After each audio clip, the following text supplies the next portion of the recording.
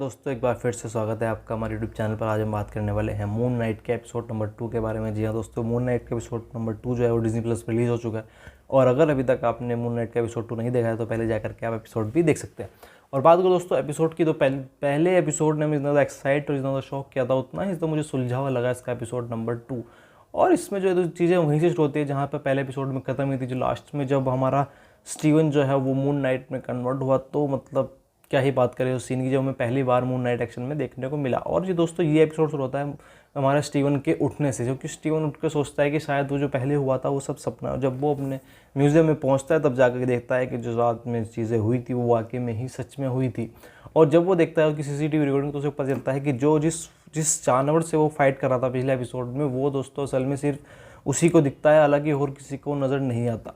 तो इस तरह की चीज़ों के साथ हमारा पहला एपिसोड शुरू होता है। और उसके बाद जो है दोस्तों इस सीसीटीवी फुटेज को देखने के बाद हमारे स्टीवन को जो है वो म्यूज़ियम की जॉब से निकाल दिया जाता है। और जब उसको जॉब से निकाल दिया जाता है तो वो जो उसको पहले एपिसोड में चाबी मिली थी, उस चाबी के साथ जो फ़ोन के साथ जो चाबी मिली थी, उस चाबी के लॉक को ढूंढता वो पहुंचता है किसी स्टोरेज लॉकअप में। और वहाँ जाकर के देखता है कि जहाँ पर हमारा मार्क स्पेक्टर रहता है, वो मार्क स्पेक्टर कैसे रहता है, वहाँ पर क्या क्या वहाँ पर चीज़ें पड़ी हुई हैं, और उसके बैग में किस तरह गन्स हैं, और क्या अलग अलग तरह की करेंसीज हमें वहाँ पर देखने को मिलती है। जो कि उसको स्टीवन को समझ आता है कि जो मार्क स्पेक्टर वाकई बुरा आदमी है, कि शायद पैसे के लिए शायद किसी को भी कत्ल कर सकता है।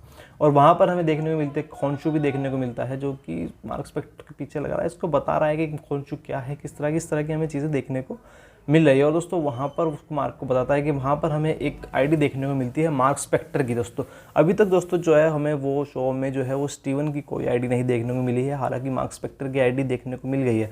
तो ऐसा हो चुका है, शायद हो सकता है शायद कि जो स्टीवन है वो एक स्प्लिट पर्सनैलिटी है और बेस पर्सनैलिटी जो है वो मार्क है, या नहीं भी हो सकता है। और इसी तरह जो हमारा एपिसोड है वो आगे बढ़ता है, और जो वो चीज़ थी वो मक्खी जैसी, उसका नाम मेरे को नहीं पता, वो पता चलता है कि वो एक कंपास है जो कि हमें बताता है कि एमिट की जो मम्मी है, यानी कि जो उसकी मूर्ति एमिट की तरफ को इशारा करता है, जिसके पास वो होते हैं वो एमिट की मम्मी को ढूंढ सकता है। शायद इसीलिए हैरो भी उसको पाना चाहता है, और जो खोंचू है वो नहीं चाहता कि हैरो के पास वो लगे। और हैरो जो है दोस्तों, हैरो के बारे में चीज़ें पता चली कि हैरो जो है वो पहले खोंचू का ही अवतार था, यानी कि शायद मून नाइट ही था हैरो पहले।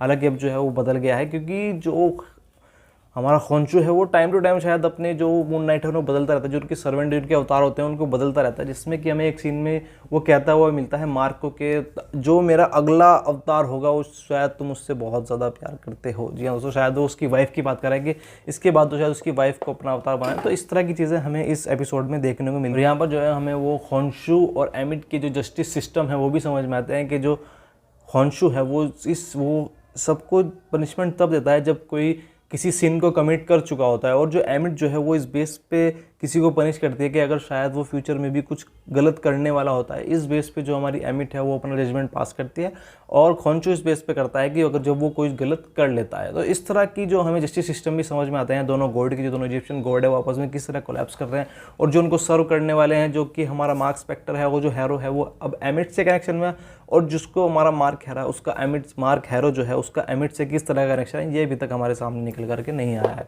तो इसी तरह की चीज़ें हमें एपिसोड में देखने को मिली, जिसमें हमें पहली बार देखने को मिला मिस्टर नाइट भी। और दोस्तों मिस्टर नाइट कहाँ से आया, किस तरह आया, इसकी अभी तक हमें कोई भी हवा नहीं है, क्योंकि हम कॉमिक रेफरेंसेस से हटकर एकदम बात कर रहे हैं कि मतलब इसको शायद मार्क स्पेक्टर भी नहीं देता। मार्क स्पेक्टर भी उसे देखकर कहता है कि ये किस तरह का सूट पहन लिया। और जब वो मिस्टर नाइट का सूट जब पहनता है स्टीवन, तो उसकी पर्सनैलिटी स्प्लिट नहीं होती, वो स्टीवन ही रहता है, हालांकि सूट आ जाता है। और हमें देखने को मिलता है उस सीन में कि उसमें पावर्स भी आ गई हैं, जो कि हमें जब वो उस अजीब से गायब कुत्ते को डुब मारता है और जो कार का बोनट होता है उसको भी क्रश कर देता है। इन चीज़ों को देखने मिलता है कि जब वो मिस्टर नाइट का जब सूट पहन लेता है तो उसमें पावर्स भी आ जाती हैं। और जब वो सिचुएशन को कंट्रोल नहीं कर पाता तो फिर से वो अपनी बॉडी पे कंट्रोल मार्क स्पेक्टर को दे देता है, और फिर वो मून नाइट बन करके सिचुएशन को थोड़ी संभाल लेता है। उसके बाद उसकी खोंचू से जो बात होती है उसमें वो बताता है कि कैसे वो खोंचू भी उसको मार्क स्पेक्टर को धमकी दे रहा है। तो अभी तक चीज़ें क्लियर नहीं है कि खोंचू अच्छा है या कौन साइड बुरी है।